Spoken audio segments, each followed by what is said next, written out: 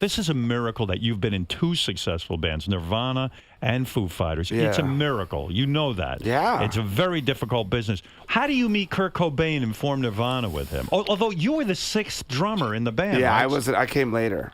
Why did they go through 5 other drummers before they came to find you? They were a funny band, you know. I think they hadn't really found the right drummer yet. And you know, the way Kurt wrote songs, he wrote these really, really simple songs, and he's a great lyricist. His objective was really like make the song as catchy and memorable and simple as possible. Did he allow you any feedback in the writing process? I mean, here you are, a great songwriter. We wouldn't even talk about it. We would just go in the room and he'd start playing something and we'd just play along and then it would become a song. We wouldn't say like, that chorus needs to be twice as long and in a different You key. wouldn't question him. So he was the leader of that band. The idea was not even to talk about music, to keep it as pure as possible. Did it frustrate you that Kurt Cobain had that much? I mean, here you are. You're a bit of a control freak. You have all of these songs inside of you. And then Kurt Cobain describing you. How did you function in that band?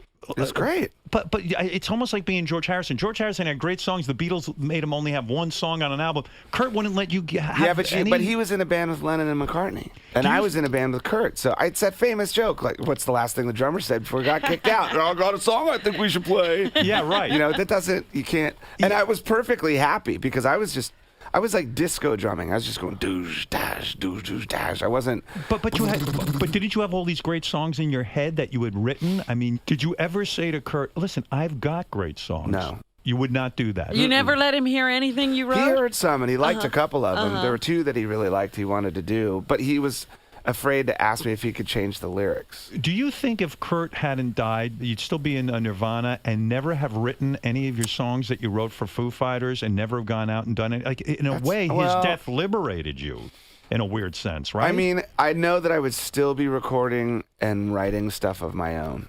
Everybody in this band goes out and does side projects. Right. You know? So when they come back to this, it's the Foo Fighters, and then. But you weren't doing that when you were in Nirvana. You weren't doing side projects. Well, I was, but I just wasn't letting anyone hear it.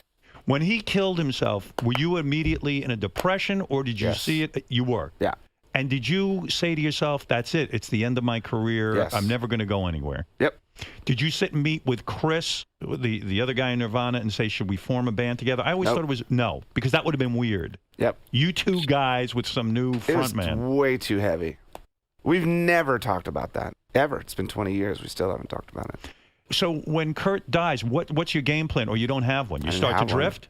Yeah, I just, you know, who tells you your lead singer's gone? I mean, how do you find that out? I think maybe it was on the news or something weird. I don't know. I don't remember. Like exactly the news, like you didn't get a call. You just heard it. I think it happened, and then it just all happened, like, and the phone's off the hook, and people are calling this and that. Yeah. And what do you do that day? You just go into shock. I mean, you can't go back. Got together. Everybody went over to Chris Novoselic's house, and hung out because you were there comforting one another. Yep.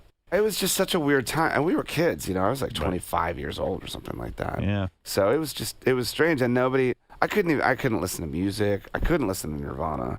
I couldn't listen. I'd turn on the radio and I'd hear like, "All by myself," I start crying. Like it was terrible. Just sitting down at a drum set reminded me of Kurt. It reminded me of Nirvana, and it was just sad. So was it all good with Kurt? I mean, were you on good terms? Things got weird towards the end. So did that make you feel even weirder about his death? Were you sort of estranged? Yeah. I mean, everybody sort of was. I think at that point it had sort of split off, and it just got really weird. I didn't know that. Yeah. Well, I mean, I don't know if anybody really does, but it had gotten to the point where he wasn't talking to you.